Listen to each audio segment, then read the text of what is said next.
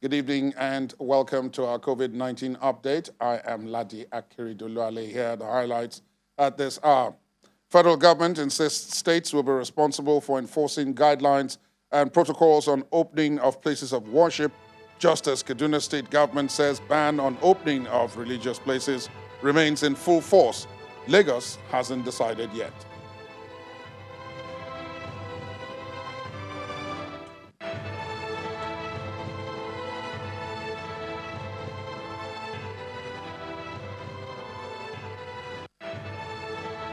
3 weeks window to domestic airline operators.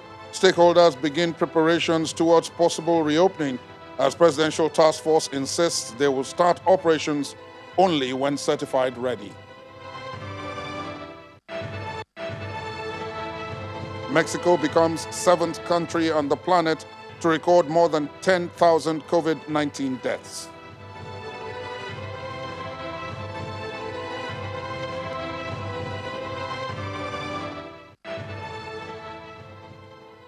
As the start of phase 2 of the eased lockdown commenced today, the issue of what specific guidelines will be operating when places of worship resume as envisaged was at the center of the Presidential Task Force on COVID-19 briefing in Nigeria's capital, Abuja. The PTF National Coordinator, Dr. Sania Liu, in response to questions about what these guidelines were, spelt them out for churches and mosques. He emphasized that the decision as to whether to open them or not will be taken by state governments. The PTF chairman, Boss Mustafa, on his part, said the facts and medical evidence point in a particular direction.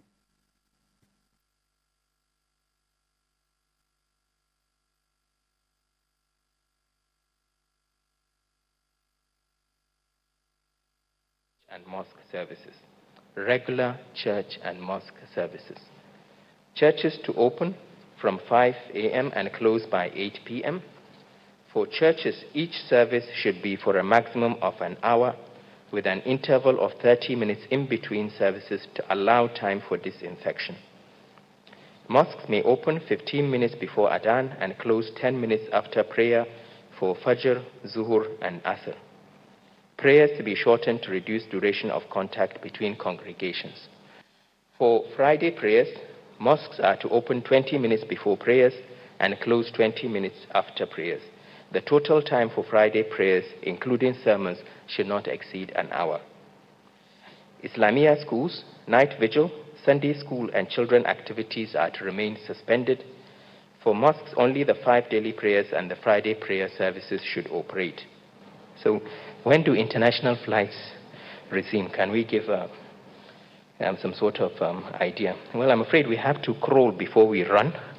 We're sorting out domestic flights first. We've given a timeline. When we said 21st June, as I said yesterday, we didn't say 21st June, suddenly all planes will be up in the sky.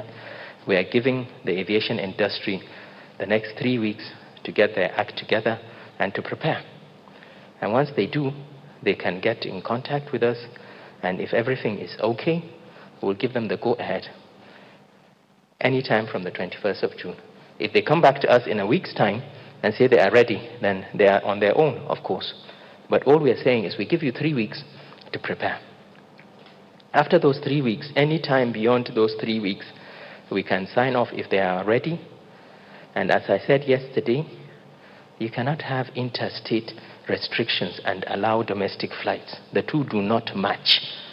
So where we review and allow domestic flights, we will have to review the restrictions on interstate movement as well. You are not obligated to go to a place of worship. But for those that feel that their spirituality would only be uplifted by being in a place of worship, we have given you conditions for self-preservation if you want to go. And we've made it very, very clear that the places of worship have been established as one center where transmission has gone on. The stories abound of countries that opened up places of worship and went back to lock them back. Because with one visit, And that's why we are taking all the steps we are taking to ensure that, is it safe enough? It is now left for the places of worship, the administrators of the places of worship, with the local authorities to come to a decision as to whether those facilities are safe enough to receive their congregations.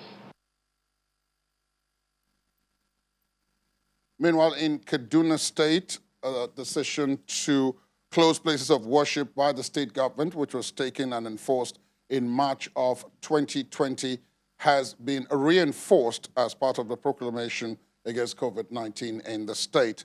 In a statement he issued this evening, the special advisor to the state governor, Mr. Muyiwa Adekaye, says that government has started engagements with business leaders, community and religious leaders to discuss and agree on the protocols for the safe opening of businesses, markets, as well as the resumption of congregational worship.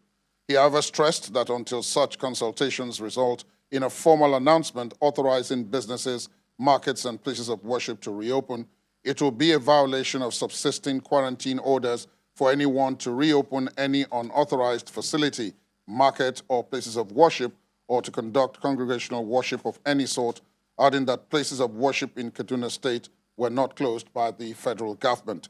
The statement also adds that Kaduna State still maintains the prohibition of interstate and intercity travel, in addition to which government officials and mobile courts will continue to enforce the ban to prevent people from spreading the virus through non-essential movement.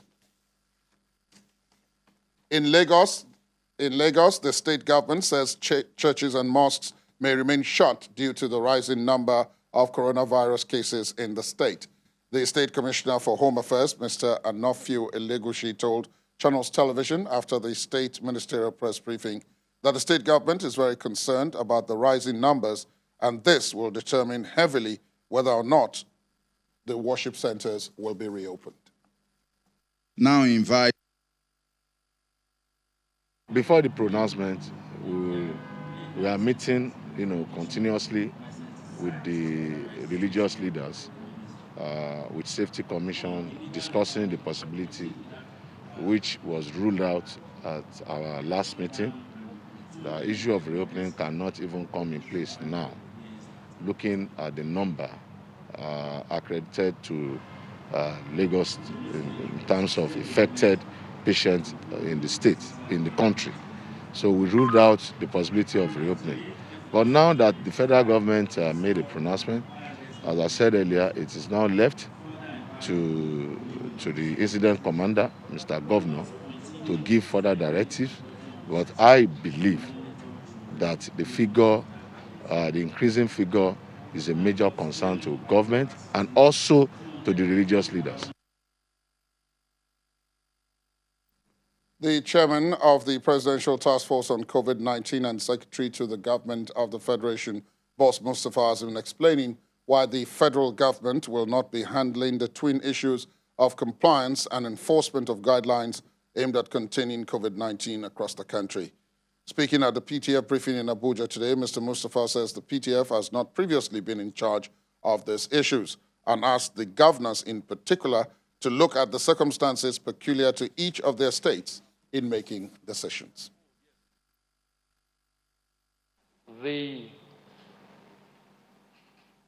responsibility for enforcement has always been with the states. We provide policy directions and guidelines, but when it comes to enforcement, we rely heavily on the states apparatus working hand in hand with the security agents to ensure compliance. I believe the governors have the responsibility to superintend over their territories. And most of the issues we want to see enforcement applied to are things that fall within the confines of their responsibilities and jurisdiction to ensure enforcement in those areas. And I can assure you that I have seen some of the governors in action. And I am quite satisfied with the level of enforcement that they have demonstrated. They might not all be in the same category. Some have been quite decisive in taking actions in dealing with this pandemic. Some, probably because of the numbers they have not been that decisive in the open, as you would see with certain governors that are working very hard to ensure that they limit as much as possible the rate of transmission into their territories. And now that the virus has seeded itself, it doesn't respect boundaries. It has seeded itself to different parts of this country. Every governor will have to take ownership of this level of driving home everything that has to do with our response to this pandemic.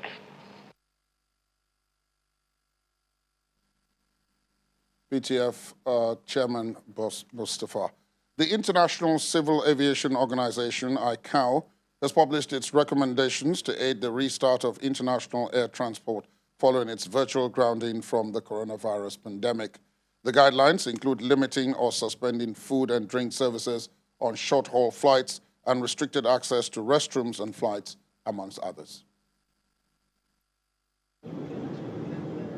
Aviation is a global industry employing millions of people, underpinning the livelihoods of tens of millions more, and acts as part of the central nervous system of international business and leisure.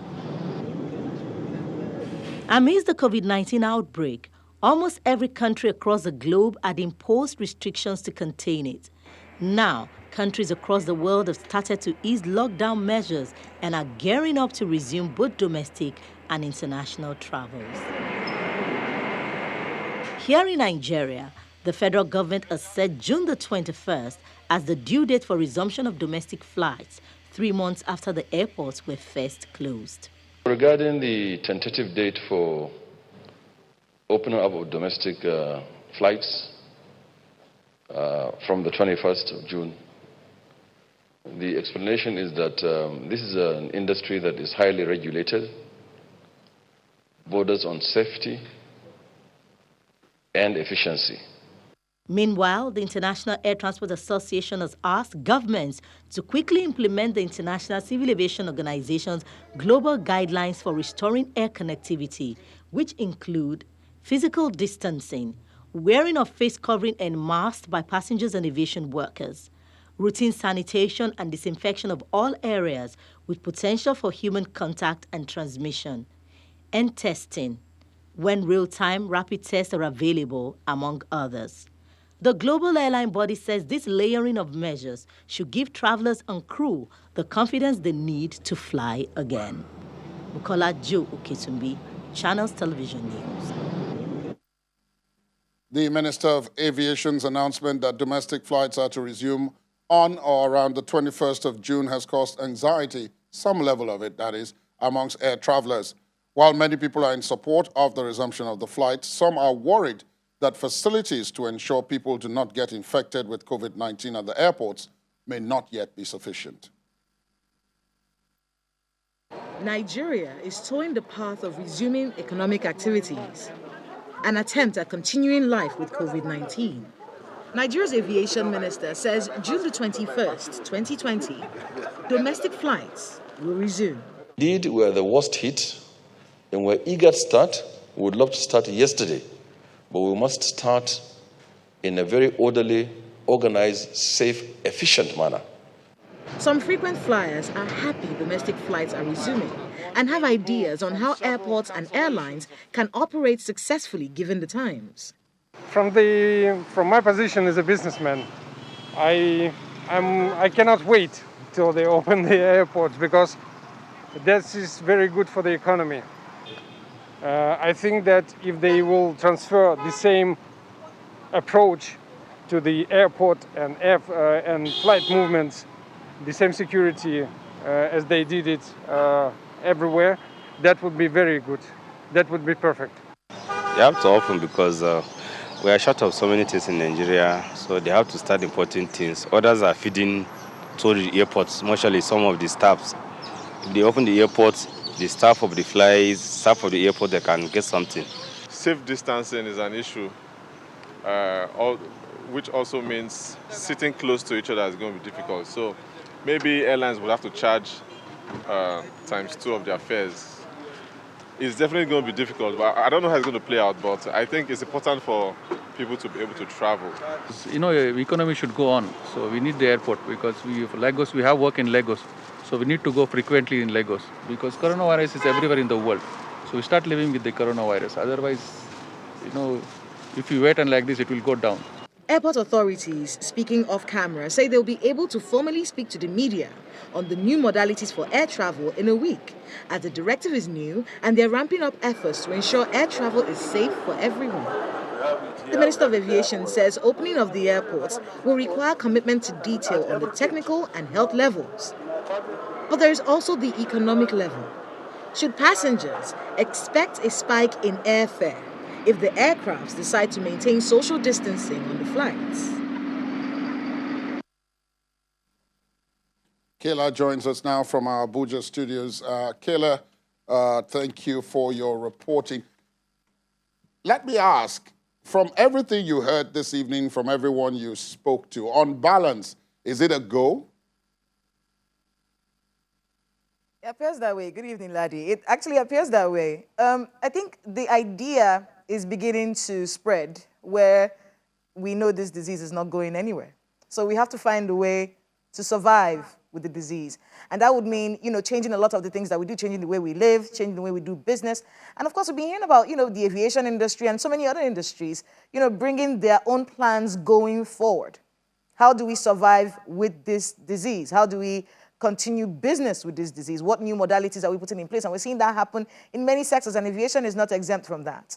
Now, I spoke with one of the airport authority officials today, and he actually said, look, in a week's time, come and we will give you a full tour of what we are doing to ensure that, you know, travel is safe, you know, during this pandemic. You know, and he was talking about how they hadn't been idle since this announcement was made, since the lockdown of the airport. So we haven't been idle. We've been thinking, look, if this isn't going anywhere, how are we going to get our airports operating properly so people can travel safe, you know? They're talking about this social distancing mats. They're talking about, you know, hand sanitizers everywhere. They're talking about, you know, spacing in aircrafts, you know, which is going to be interesting. I think one of the questions that came to my mind today was if there's going to be social distance, because the planes are a bit crammed, you know, there's 3 people in coach on this side and 3 people on the other, so that's 6 people on the, if they're going to give social distancing, then probably the middle seats will be free.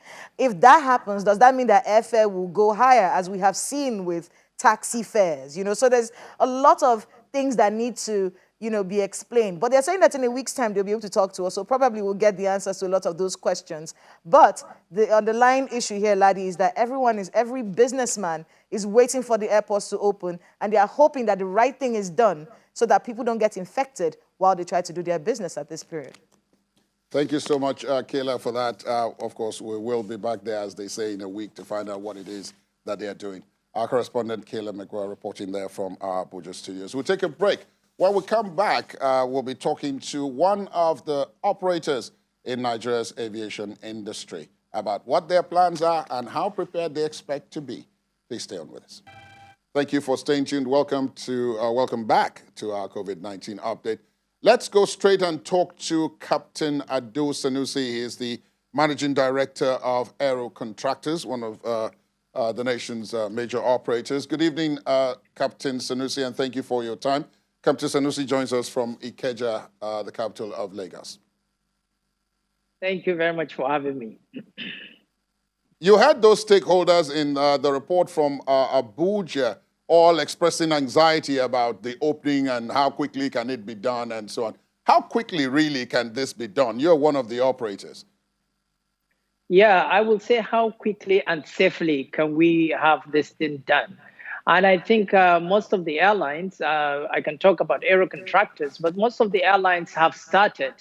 Most of them have actually gone far into the restart process. You know, the Nigerian Civil Aviation has rolled out protocols that the airlines must follow in order to start safely. You know, aviation, as the minister said, is highly regulated. And so we must be careful when we are restarting. It's not like parking a car and then just jumping and starting the car and going to drive it. So we have some protocols that needs to be done. But in aero contractors, we are ready to start anytime from now. And I believe most of the airlines too have gone far in doing all the protocols that the Nigerian Civil Aviation Authority has requested us to do. Most of them are training, and some of them are some kind of manuals that we need to do. And then some of them also are acquiring some PPE, that's personal protective equipment that we need to have for the crew. And then some are reviewing the procedures we do during check-in and during disembarking. And then also disinfecting the airplanes on a turnaround time for the aircraft. Now, some of this already had been in the public space even before the formal announcement was made. And one of the things that stuck out was the Minister of Environment, the Federal Minister of Environment, had talked about what you mentioned last, now the disinfecting, pardon my use of that language, of aircraft. I don't know how far that has gone because there are quite a lot of aircraft scattered across various airports, and they were caught unawares by this sudden announcement that everybody should come to a halt. How far, in your view, have they gone with that?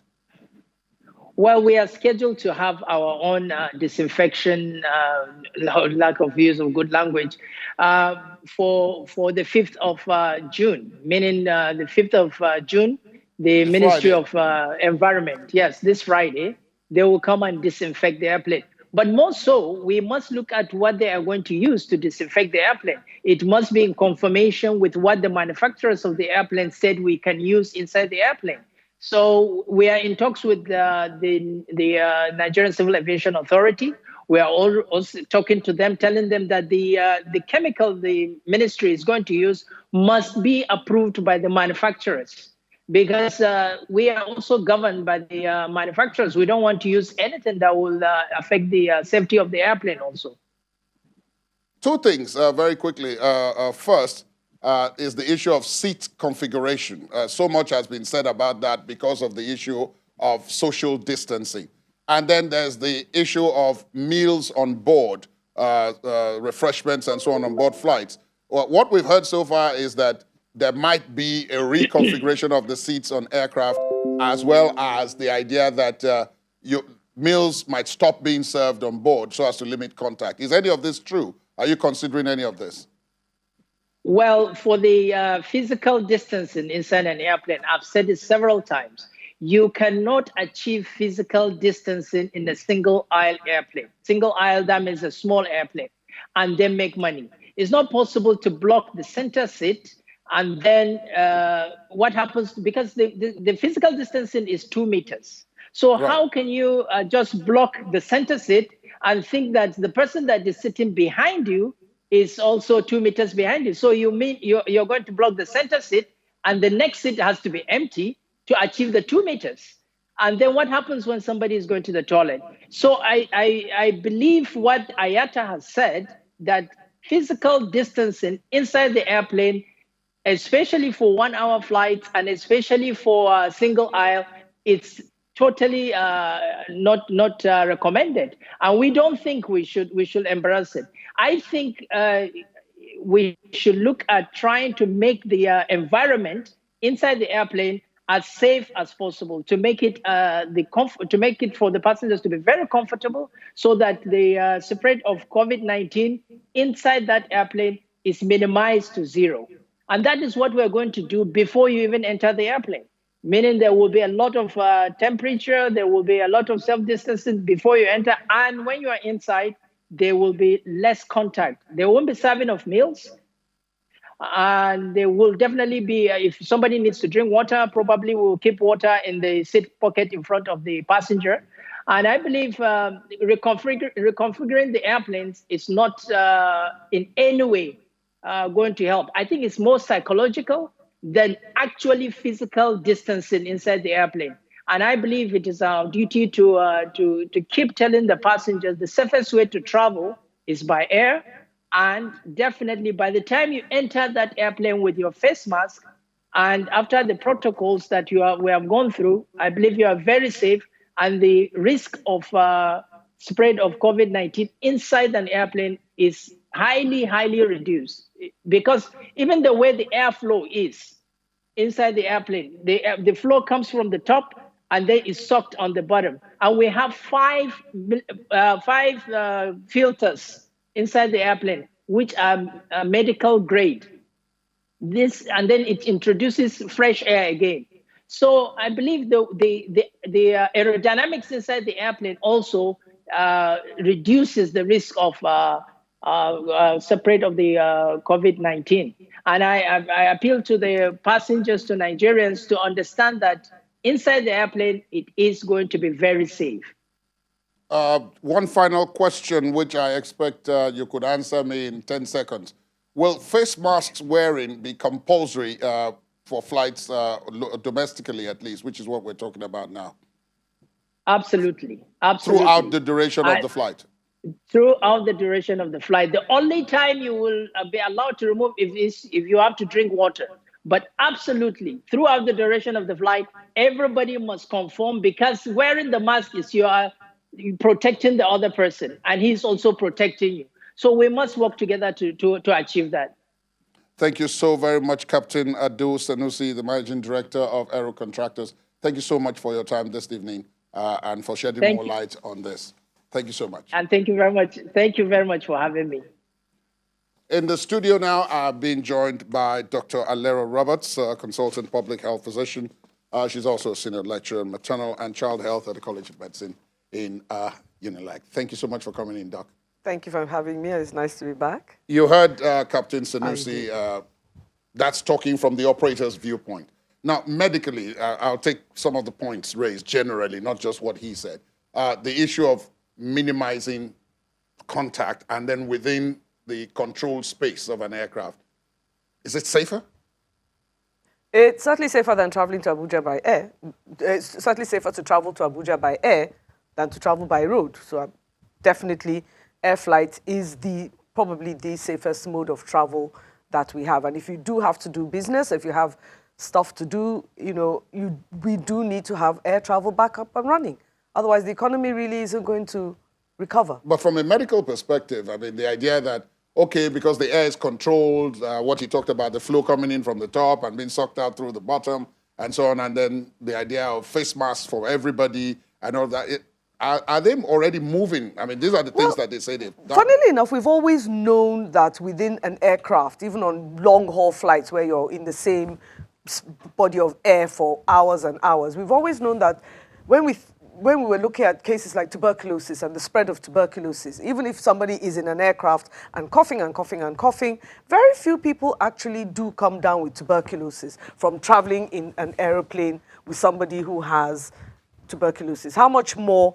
So yes, this virus is far more contagious, and the fear would be there. But I think if they put in place the sanitation measures that they're planning to put in place, I think it'll be pretty safe. And what we can do is see what happens over the short haul with domestic flights, because I don't think there's any domestic flight within Nigeria that's longer than about, what, an hour and a half?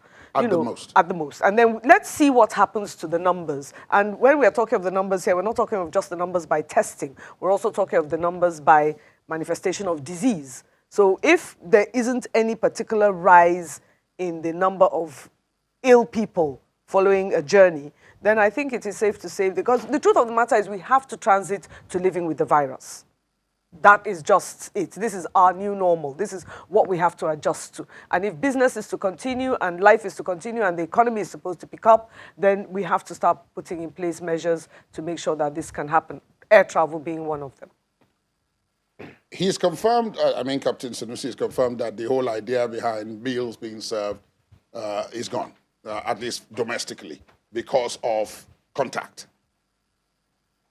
Is that positive?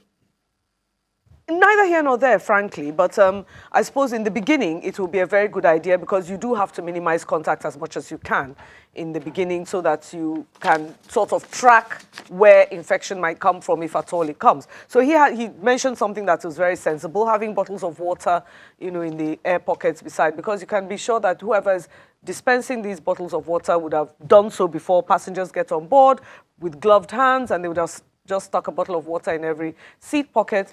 And then probably they might want to offer passengers the option of buying something in the terminal before they board so that they can have pre-packaged, which has been pre-checked and hygienically packed, and that's there, and you carry that on board. Because what I think we're trying to minimize is that contact between the cabin crew and the passenger, because we must protect the cabin crew. They are now the most exposed, as it were. Most exposed, as it were. They're the frontline workers in this one. In this particular so one. we were trying to make sure that they're protected, because whoever takes you into a city is probably the person who's flying the plane back out again. So but there are other people. There are other people within the airport environment. I mean, if you've got, airport taxis, shop owners, people who run duty-free shops, and so on. I mean, these are all people who are not seemingly yet covered by the current protocols and regulations. Oh, but they are being covered by the current protocols and regulations, because the current protocols and regulations are coming out from the NCAA and FAN. So everything about the airport is going to have to conform. And certainly that will include running water in the bathrooms, more water, hand washing stations, more sanitation stations, and some distancing between, say, the baggage handlers, the check-in desk people and whatnot. And definitely taxis and whatnot will be made to conform, because they run within unions. They themselves want to protect themselves.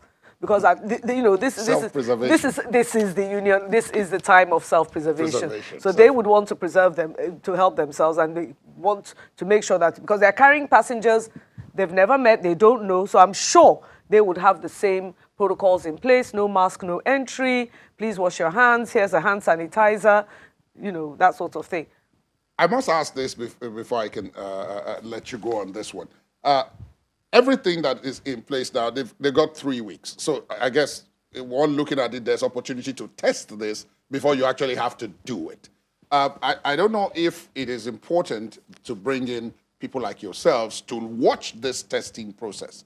Because I've seen in other climes, in other jurisdictions, for example, they tested the issue of the disinfecting tunnel at the airport, where you pass through something and automatically that envelopes you, and by the time you come out, and I don't think we're doing that at this stage. But the key was that there were medical personnel involved in that process, watching it and seeing it. Do you think that medical personnel should be brought into this at this stage of looking at it? I can assure you, Ladi, medical personnel are already there. Don't forget, the port health services are at the airports, seaports, and land ports. They are manned by public health physicians. In fact, you had one on your program a couple of days ago. Indeed. So they are there already, and we've got them. They are working with us. They are also deployed to the FAAN, NCAA, Port Health. So we have medical personnel there already, and they are going to be testing a lot of these things and putting in place a lot of these, and working with them to put in place a lot of these protocols. Well, we'll have this discussion again another time when perhaps international travel will now be involved, or when this is actually about to begin, because at that point we will now have to see how all this is in practice. Has worked, yes. And people need to be told how it actually works. Dr. Roberts, thank you so much as always for coming in. Thank you for having me. Olu Phillips has also been taking a look at the issue of how ready aviation is.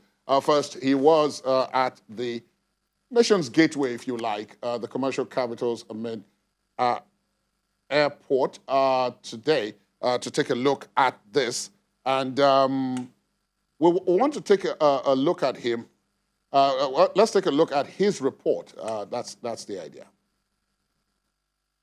When COVID-19 struck the world last year and continued the rampage in 2020, not many saw the extent of devastation it would have, and has continued so. One after the other, economies started crumbling, with the aviation sector taking one of the heaviest fall. Nigeria isn't insulated, As it takes a slice of the aviation slump, our airport operations and ancillary services took a compulsory leave. Needless to count the losses incurred directly and indirectly, as we see empty car parks, airport taxis serving no one, relaxed traffic around the airport axis, all speak to the impact. The impact has been huge. Since about 3 months. The entire system is been on lockdown. You have to continue to pay salaries. Your equipment, even though you are not running them, you cannot close down your facility totally. You have to continue to consume power, to run some basic systems and then keep items in place to ensure that in the event that you have to reopen, there will be just minimal things that you have to do. Head or tail, governments around the world are applying multi-step approach and solution, and gradually there's been a reopening while the battle against COVID-19 continues. These folks can't wait to get their lives back and are in a hurry to forget the dry periods. Opening on 21st is not going to be an issue to us. But what we pray is that the business should just pick up by His grace. Formerly, we do pick one front, three behind. But now it's one front, two behind because of social distance. And we have not increased any fare. We've increased any fare because when you do not see passenger, whom are you going to increase it for? But it seems that resumption will be fraught with some battles with their hosts. The management of funds, they are still telling us the 60,000 naira we do pay, we should come and pay them after this 1 month. When even now we are even looking for money to feed our family, to eat, not even the debt. All eyes and attention is focused on a possible return to normalcy from the 21st of this month. What is, however, certain is that we won't travel or do things the way we used to. COVID-19 has introduced a new order. Figures from the Nigeria Center for Disease Control, the NCDC, puts the total number of confirmed cases in the country at 10,578. 3,122 patients have been discharged, and the death toll is now at 299. The center confirmed 416 new cases and 12 deaths has been recorded in Nigeria in 24 hours in 19 states of the Federation and the Federal Capital Territory. Regional figures show Lagos in the southwest with the highest number of cases at 5,135, followed by Kano in the northwest with 958 cases. The FCT in the north-central region has the third highest tally with 574 cases. In the northeast, Borno has the highest figure of 288. Edo in the south-south has 325, while Ebonyi leads in the southeast with 40 cases. Let's take a look at what's happening in some of those states that we mentioned, starting off with Bauchi, where our correspondent Hajara Aliyu has tonight's update. We have it on good authority that a high-ranking official of the Bauchi state government may have tested positive for the coronavirus. The patient is not willing to speak about this yet. Recall that the index case in Bauchi State was the Governor Bala Mohammed, and another high-ranking personality may have come down with the virus. In the last couple of days, the numbers of newly confirmed cases per day have dropped in Bauchi State. The last time double digits was reported in Bauchi State was on the 13th of May 2020. Since then, there are only 1 or 2 cases reported per day. As we speak, there are only 11 active cases in the isolation centers, 8 in Bauchi and 3 in Azari. Yesterday, 2 cases were confirmed in Bauchi State, 1 in Bauchi, the state capital, and another in Toro, local government area. This brings to 5 the number of confirmed cases in Toro. And there's been a lot of attention these days in Toro because of its proximity to Jos Plateau State. Yesterday, we recorded a single case from Toro, from a patient who transferred his treatment from a hospital in Toro to, from a hospital in Jos, Plateau State, to our general hospital in Toro. So currently, we have taken samples of all the health workers as well as the relation of such a patient. There was a case of a pregnant woman who tested positive for the coronavirus in Bauchi State. She has been managed at the Bauchi Isolation Center, and she went in and out of false labor several times. That woman has recovered, and she has been discharged. From Bauchi State, Hajara Aliyu for COVID-19 updates. Thank you very much, Hajara. We'll take another break at this point. When we come back, we'll go outside our shores and check out what's happening in other jurisdictions with regard to COVID-19. Please stay on with us.